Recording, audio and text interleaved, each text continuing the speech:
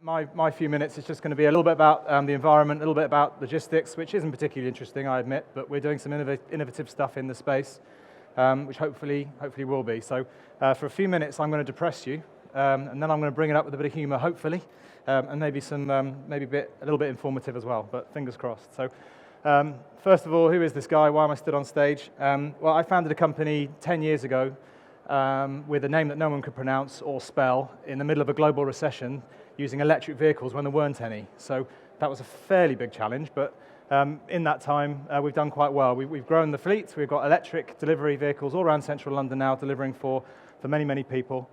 We've done over 9 million parcels by emission-free delivery so far. We're a Go Ultra Low company as part of the government initiative from the Office for Low Emission Vehicles.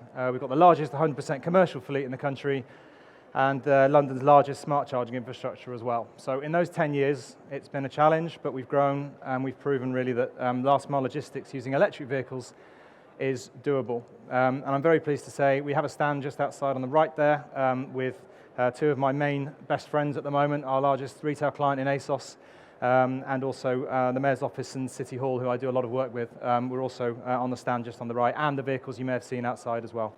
So if you've got any questions about that, then please do come and ask us. Right, that's that out of the way. Now the depressing bit. Why are electric vehicles so important for retail?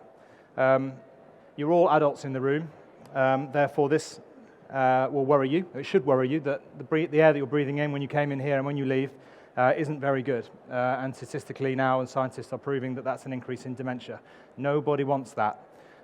If you're a mum or a dad in the room, or a grandparent even, like me, that picture should bother you, because that's the sort of pollution that your kids are breathing in London every day. That also needs to stop. And perhaps more importantly, that your customers, people that are buying from all you retailers, recognize things like this, because it's being thrown at them every day in the media. So that's the depressing bit. And just to finish off that depressing bit, this is a map of London. Blue is okay air quality, yellow not very good, red toxic, really, really bad.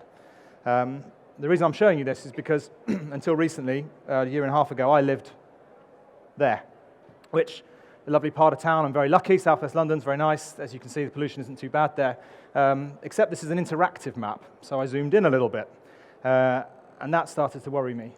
Firstly, because that's where I used to live, and more worryingly, that's where my kids used to go to school. So every single day, I was willingly and knowingly putting my kids in an environment where they were breathing in toxic fumes every single day. And there's a sad case in 2013 of, I've written her name down, Ella Kisser Deborah, who died as a result of bad air pollution, and she lived 15 minutes away from the South Circular, which is right there. So I don't do that anymore. I don't live in London anymore. I work in London, but I've actually taken my family, and those guys now breathe air in the Cotswolds. And that's where I've put them to make sure that they, I'm giving them the same opportunities of breathing proper air as I had. Now I know that is a little bit depressing, and it's not an easy thing to solve. There's a little bit of humour to sort of lift me a little bit, but delivery is challenging. It is difficult. It's difficult for that horse. It's difficult for us, and to do that in an environmental way is also challenging. But that's not to say we can't do it, and we shouldn't be doing something about it. As was said before, there are many, many innovative solutions, and I think it was Alex I wrote this down, Alex from Lidl said, is this innovation successful? I don't know, that's why we're trying it, and that's a great statement, I think. We're trying things. Some things don't work, and some things do. I don't think drones are the future, or flying dogs for that matter. It's amusing that when I found that on Google, on my computer screen, it was this big, and now I'm seeing a flying dog 3 times in the stage. But so some innovations I think, great, but actually not really that practical. But what is practical and what is doable is taking all of your freight, all of your deliveries, consolidating it, putting it into buildings like the ones that we run, and others like us, and delivering by electric vehicle. That's doable. We're doing it now. We've been doing it for 10 years. We need to do more of it. There is a challenge with that still. So even if you do have a fleet of electric vehicles, or you're starting to have a fleet of electric vehicles, or you're telling your customers that your suppliers are using electric vehicles, there are still lots of myths, some of which are true, but too small, too expensive, not enough range, or can't charge them, or payload. Well, yes, that is a challenge, and the technology probably isn't quite where we want it to be just yet, but it's getting there, and these things are not unsurmountable. What we've recognized when we're doing our deliveries is that we go around in circles a lot. We analyse our drivers, we analyse our vehicles separately. We even put altimeters on them sometimes to see how far and how often they're going up and down, as well as side to side. And what we're realising, as this image behind me is illustrating, is that there is an awful lot of inefficiency because we are having lots and lots of vans, doing lots and lots of deliveries, going around in circles many, many times, often just to avoid parking tickets.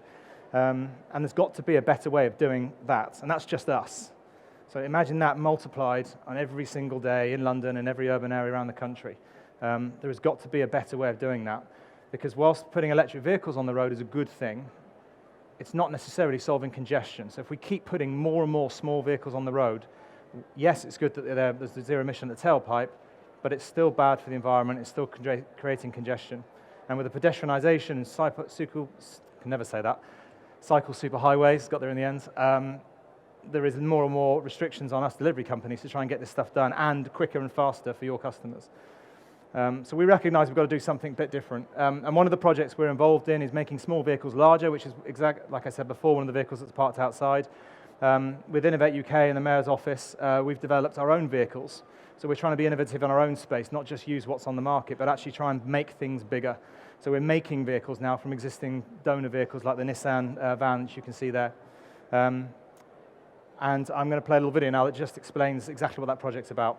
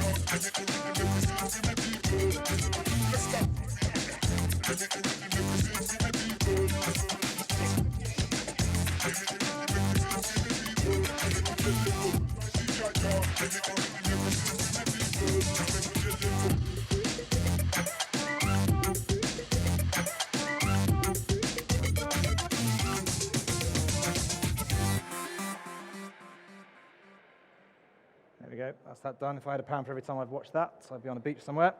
Right, so just to give you an idea of that's what we're up to, but these are some of the results. So we're a year into a 2-year project, or 2.5-year project now, because we're extending it and buying more vehicles. But we've already recognised that a diesel van is 45% more expensive to run than an electric van.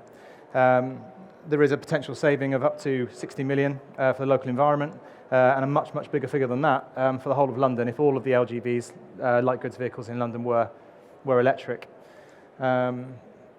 We will be saving 2.5 tonnes of carbon, which is, as the statistic is shown there, not my statistic, but a lot of light bulbs, LED light bulbs for that matter, for not very long.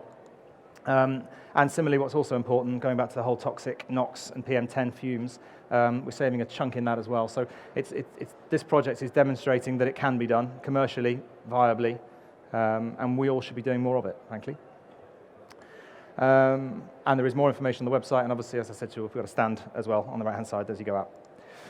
So that got us thinking, what else can we do? What other innovations can we try to Alex's point from a little earlier? We want to do other things. Perhaps not flying dogs, but what we do recognise is that we've got lots and lots of people moving around a lot in central London, and can we do things a different way? And one of the things we're looking at doing now, having analysed what our drivers are doing, this particular example is in the West End, in the Mayfair area. This driver is driving on average 3 miles an hour. He has driven 5 miles throughout the course of his day, delivering 200 parcels. He's walked 6 miles. So he's not really a delivery driver, he's more a delivery walker. And so can we do things with these electric vehicles that are bigger and better?